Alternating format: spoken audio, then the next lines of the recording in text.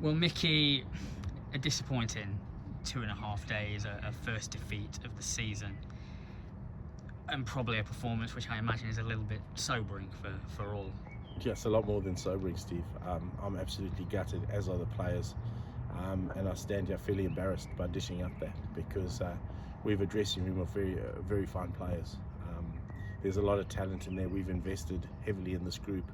We've put a lot of faith in this group getting better and better, and achieving the goals that we want at this club. So to deliver a performance like that is embarrassing and nowhere near what we stand for as a team or a club.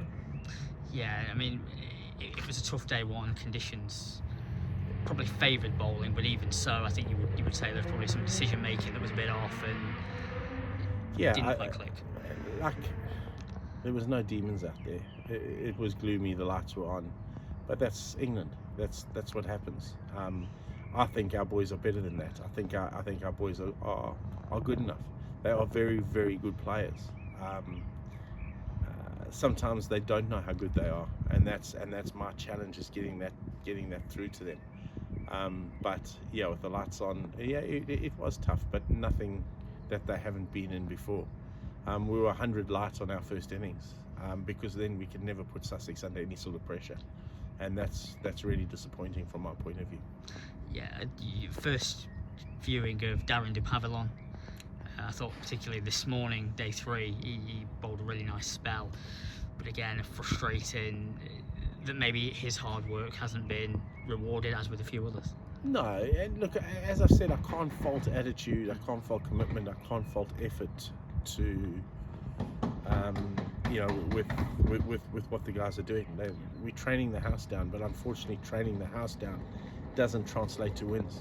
It doesn't translate to performances, and that for me is the puzzling bit, is how we put that together. And yeah, I'm going to be racking my brains over the next few days to see how we get that right for Northants.